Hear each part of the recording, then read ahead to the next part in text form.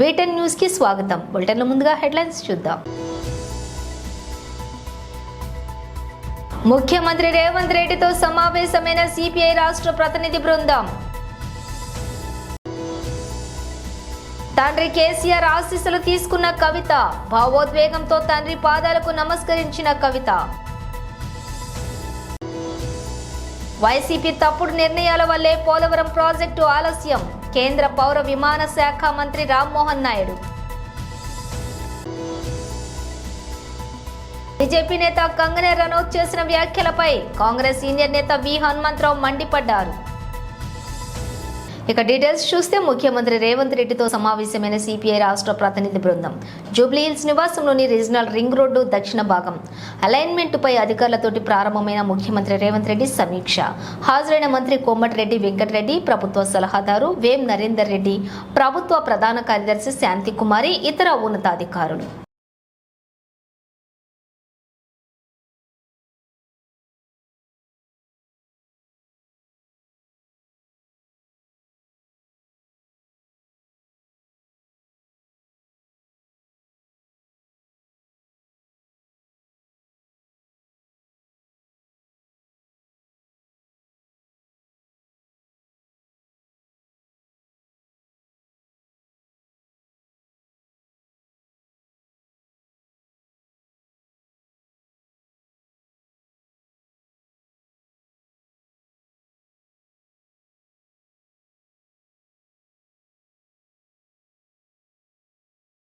Delhi liquor policy కేసులో BRS MLC కవిత బెయిల్పై jail నుంచి బయటకు వచ్చారు. దాదాపు 5.5 నెలల పాటు ఆమె ఢిల్లీలోని తిహార్ జైల్లో గడిపారు. హైదరాబాద్కు చేరుకున్న కవిత గురువారం ఎర్రవల్లిలో ఉన్న ఫామ్ హౌస్కు వెళ్లారు. ఫామ్ హౌస్లో తన తండ్రి పాదాలకు నమస్కరించారు. ఆయన చేతికి ముద్దు పెట్టారు. కొన్ని నెలల పాటు తన కూతురు జైల్లో ఉండటంతో తల్లడిల్లిపోయిన కేసీఆర్ ఆమెను చూడగానే తీవ్ర భావోద్వేగానికి గురయ్యారు. ఆప్యాయంగా దగ్గరకు తీసుకుని హత్తుకున్నారు. కూతురును చాలా రోజుల తర్వాత చూసిన ఆనందం ఆయన ముఖంలో కనిపించింది. ఈ సందర్భంగా కవిత భర్త అనిల్, కుమారుడు కూడా అక్కడే ఉన్నారు. కవిత రాకతో ఎర్రవెల్లిలో ఫామ్ హౌస్ కోలాహలంగా మారింది. 10 రోజుల పాటు ఫామ్ హౌస్ లోని కవిత విశ్రాంతి తీసుకోనున్నారు. బెయిల్పై కవిత విడుదల కావడంతో బీఆర్ఎస్ శ్రేణుల్లో సంతోషం నెలకొంది. మరోవైపు తనను కలిసేందుకు ఎవరు కూడా ఫామ్ హౌస్ కు రావద్దని కవిత విన్నవించిన సంగతి తెలిసిందే.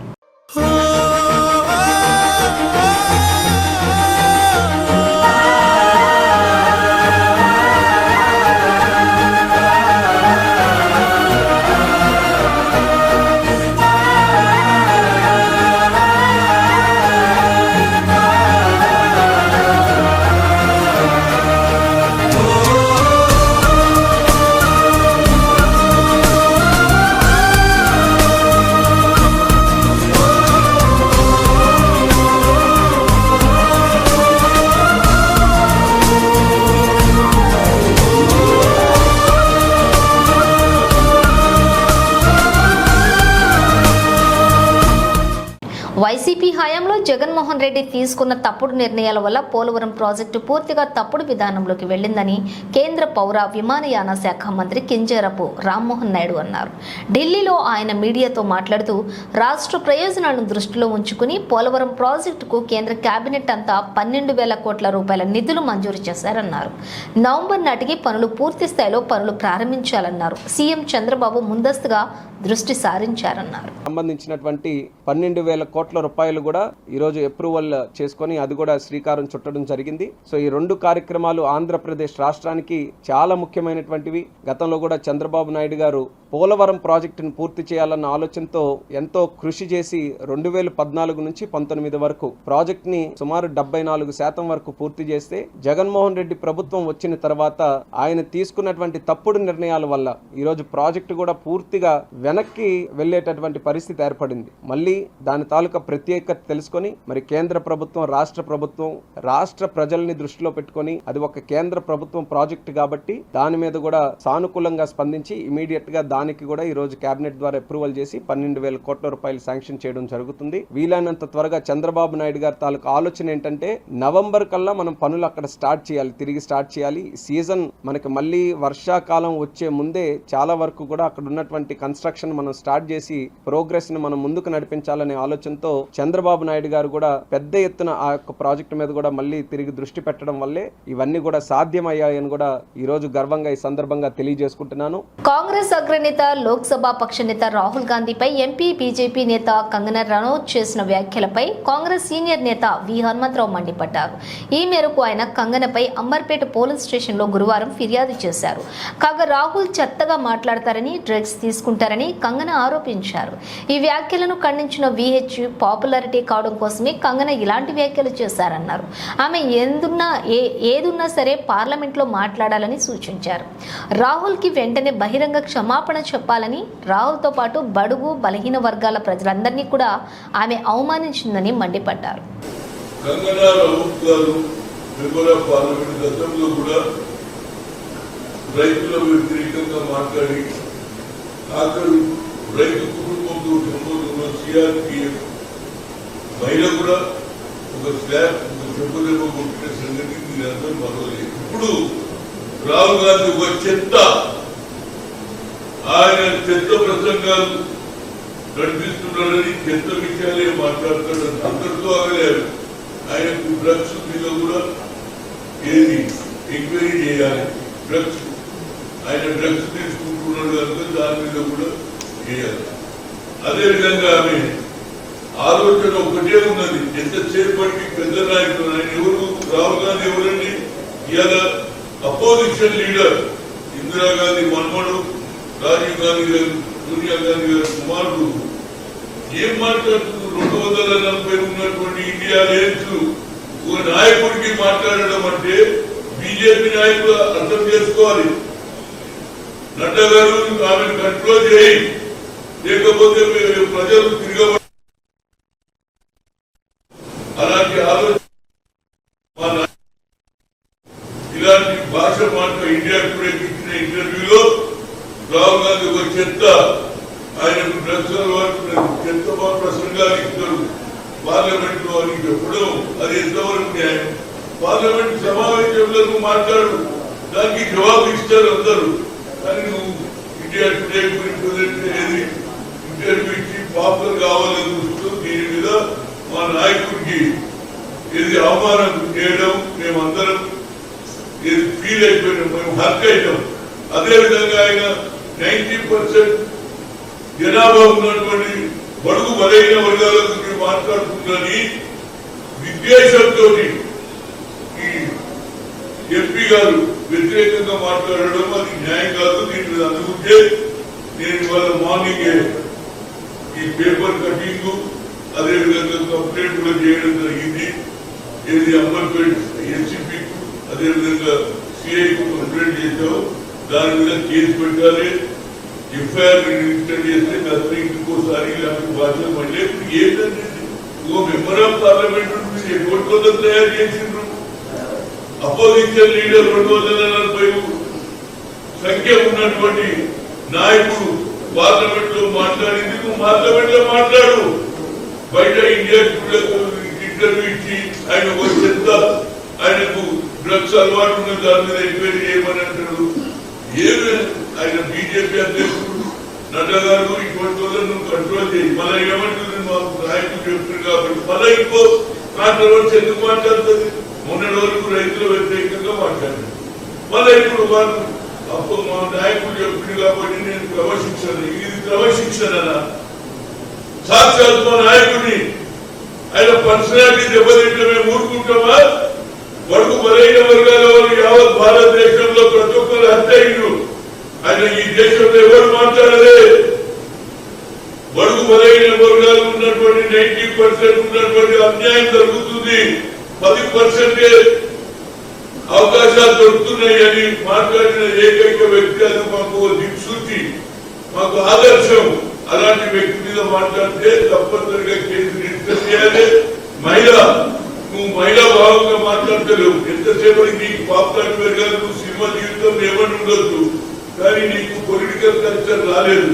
అది నడ్డా గారు మీరు చేయాలి, లేకపోతే తప్పనిసరిగా కేసు రిజిస్టర్ చేయాలి, అపాలని చెప్పాలి. కేసు రిజిస్టర్ కాకపోతే అమిత్ షా మాట్లాడుతుంటారు. అందుకు రాష్ట్ర పోలీస్ డీజీపీ గారు కూడా దీని మీద ఆలోచన చేయాలి, కమిషనర్ చేయాలి. తప్పనిసరిగా వాళ్ళ మీద యాక్షన్ తీసుకుంటే కేసు రిజిస్టర్ అయి 10 సార్లు కోర్టుకు వస్తే ఇలాంటి భాషలో మార్పు వస్తుంది, సిస్టమ్ తెలుస్తుంది, దెబ్బ తగ్గుతుంది కదా. ఎవరికన్నా అర్థమయ్యేది. ఆమెకి ఇప్పటివరకు దెబ్బ తగ్గలేదు, పోలీసు కోర్టు చుట్టూ తిరగలేదు.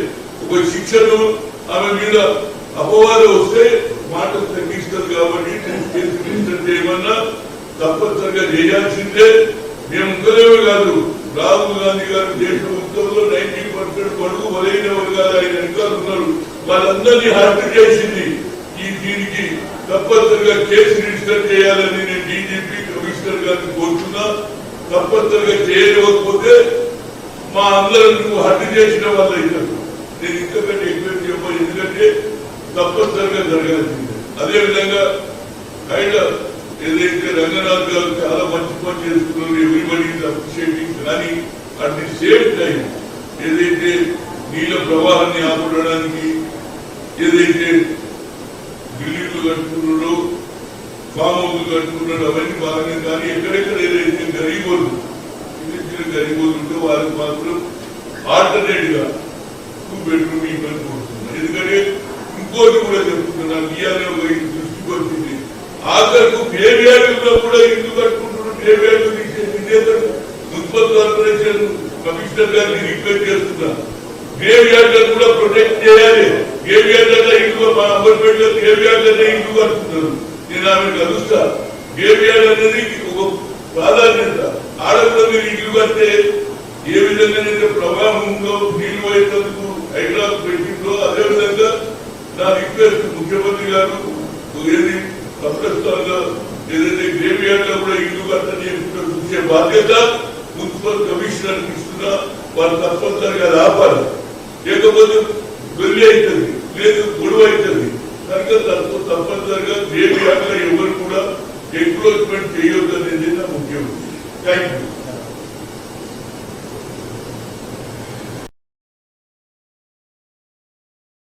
క్రీడలు కూడా మనిషిని ఉన్నత శిఖరంలో చేర్చుతాయి. నారాయణఖేడ్ ఎమ్మెల్యే పట్లోల సంజీవ్ రెడ్డి విద్యార్థులకు చదువుతో పాటు బాడీ ఫిట్నెస్ కూడా చాలా అవసరమని, అందుకు రోజు వ్యాయామం చేయాలని నారాయణఖేడ్ ఎమ్మెల్యే సంజీవ్ రెడ్డి అన్నారు.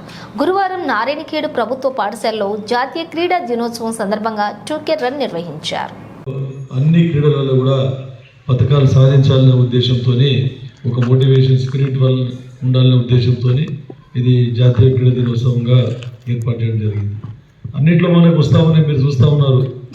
ఇది బ్యాడ్మింటన్లో కానీ, షటిల్లో కానీ, ఇతరత్ర కొంచెం కొంచెం రోజు రోజుకు మనకు మెడల్ సంఖ్య కొంచెం పెరుగుతూ ఉన్నాయి ఒలింపిక్స్లో. కాకపోతే ప్రభుత్వాలు ప్రోత్సహించకపోవడం వలన అంటే కూడా కొన్ని వెనుకబడ్డాయి. ఇప్పుడు సార్ గారు చెప్పడం జరిగింది, విశ్వనాథ్ సార్ గారు స్కూల్లో ఇక్కడ కూడా మాకు వచ్చేటే 10,000, ఆ 10,000ల ఎక్కడ కూడా మాకు సరిపోతలేదు సార్ అని చెప్పడం జరిగింది. నాకు తెలియదు టీషర్ట్స్ ఇస్తే ఎక్కువ మంది పిల్లలు వస్తారని. టీషర్ట్స్ కాదు, ఇది చాలా మీరు ఇంట్రెస్ట్తో రావాలి, ఒకరికొకరు చెప్పుకోవాలి.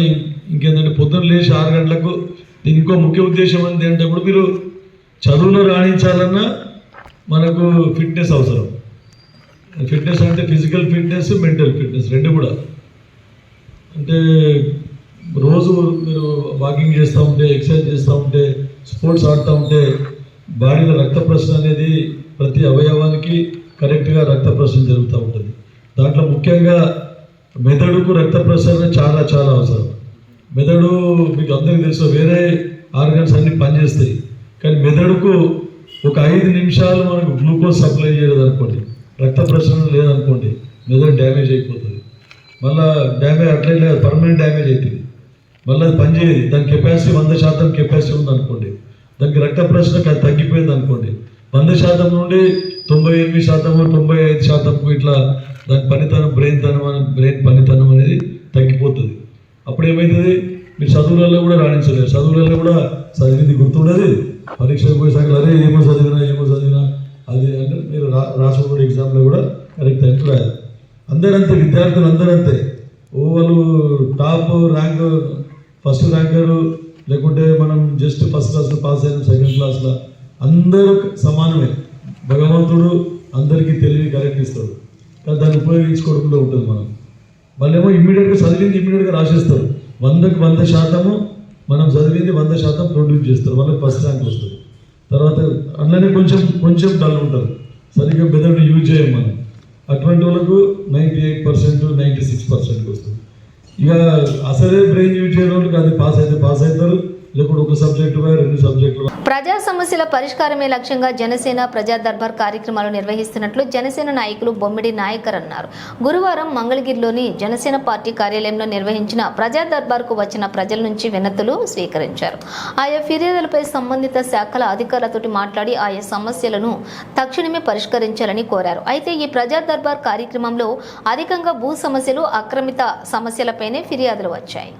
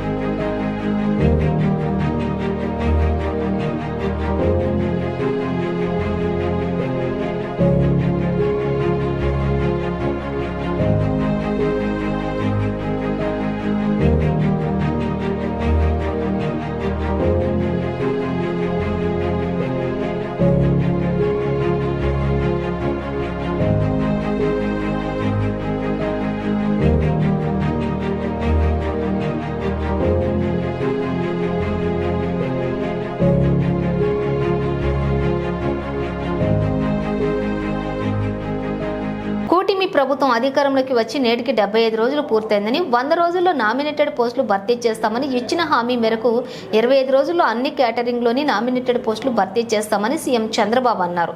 సచివాలయంలో మంత్రులతో ఏర్పాటు చేసిన సమావేశంలో చంద్రబాబు మాట్లాడుతూ జిల్లాలో ఎమ్మెల్యేల పనితీరును పరిశీలించాల్సిన బాధ్యత మంత్రులపై ఉందన్నారు.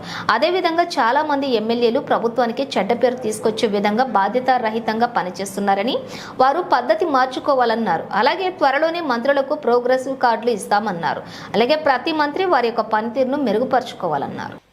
ఆ ఎక్సర్సైజ్ చేస్తున్నా, నెంబర్ ఆఫ్ అవర్స్ కూర్చున్నా.